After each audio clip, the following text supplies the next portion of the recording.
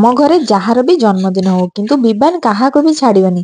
ସେ କହିବ କି ଯାହାର ଜନ୍ମଦିନ ହଉ ପଛେ କେକ୍ କାଟିବି ମୁଁ। ସେଇଭଳି ତାର ପାପାଙ୍କ ଜନ୍ମଦିନରେ ସେ ମଧ୍ୟ ଜିଦି କରିଥିଲା କେକ୍ କାଟିବ ବୋଲି, କିନ୍ତୁ ତାକୁ ବୁଝେଇ ସୁଝେଇକି ଆମେ ଟିକେ ମନେଇ ଦେଇଥିଲୁ, କହିଲୁ କି ସମସ୍ତେ ମିଶିକି କେକ୍ କାଟିବ।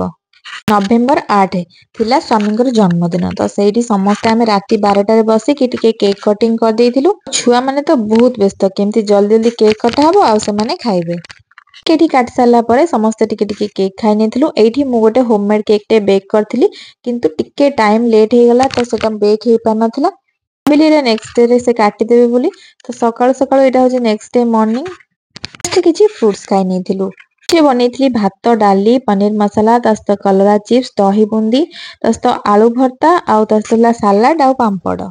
ଖାଇ ପିଇ ସାରିଲା ପରେ ଲଞ୍ଚ ଆମେ ବାହାରି ପଡିଲୁ ଟିକେ ବାହାରକୁ ଯିବୁ ବୋଲି ବୁଲିବା ପାଇଁ। ବାହାରକୁ ମିନ୍ସ ଆମ ଘରଠାରୁ କିଛି ବାଟ ଥିଲା ଏଠି ବାଙ୍ଗାଲୋର ପ୍ୟାଲେସ। ତ ପ୍ୟାଲେସକୁ ମୁଁ କେବେ ଆସିନଥିଲି, ତ ପଳେଇ ଆସିଥିଲୁ ଏଠି ସମସ୍ତେ ଟିକେ ବୁଲିବା ପାଇଁ। ତ ଆଜି ହଜବେଣ୍ଡଙ୍କର ଅଫିସ ଛୁଟି ଥିଲା ଆଉ ଆଜି ତାଙ୍କର ଜନ୍ମଦିନ ବି ଥିଲା, ତ ଭାବିଲୁ ଟିକେ ବାହାରକୁ ପଳେଇ ଆସିବୁ। ତ ଏଠି ପଳେଇ ଆସିଲୁ ପ୍ୟାଲେସ ପାଖକୁ। ଏଠି ତା ଫ୍ରଣ୍ଟରେ ବି ଗୋଟେ ପାର୍କଟେ ଥିଲା, ତ ସେଇଠି ବସି କିଛି ଫଟୋ ଉଠେଇ ନେଇଥିଲୁ। ତାପରେ ଆମେ ଘରକୁ ଫେରିଲୁ। କେକ୍ ଟି ମୁଁ ପୂର୍ବ ଦିନ ରାତିରେ ବନେଇକି ରଖିଥିଲି, ତ ଘରକୁ ଆସିବା ମାତ୍ରେ ଗୁଡୁ ଜିଦ୍ କଲା କି ଜଲ୍ଦି ଜଲ୍ଦି କେକ୍ ଟାକୁ ରେଡି କର, ତ ପାପା କେକ୍ କାଟିବେ। ତ ମୁଁ ଏଠି କେକ୍ ଟାକୁ ଟିକେ ଡେକୋରେଟ କରିଦେଲି। ଟିକେ କିଛି ଜେମ୍ସ ଚକୋଲେଟ ଥିଲା ତ ତା ଉପରେ ଲଗେଇ ଦେଇଥିଲି।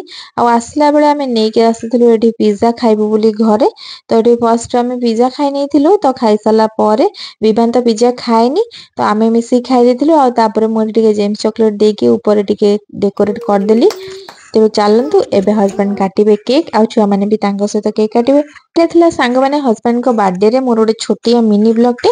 ଯଦି ଆପଣମାନଙ୍କୁ ଆର ଲଙ୍ଗ ଭିଡିଓ ଦେଖିବାର ଅଛି ତେବେ ପ୍ଲିଜ ମୋ ଚ୍ୟାନେଲକୁ ଲାଇକ୍, କମେଣ୍ଟ, ସେୟାର କରିବେ। ମୁଁ ନେକ୍ସଟ ଟାଇମ ଆର ଲଙ୍ଗ ଭିଡିଓଟା ନିହାତି ପୋଷ୍ଟ କରିବି। ରହିଲି, ବାଏ ବାଏ, ଜୟ ଜଗନ୍ନାଥ।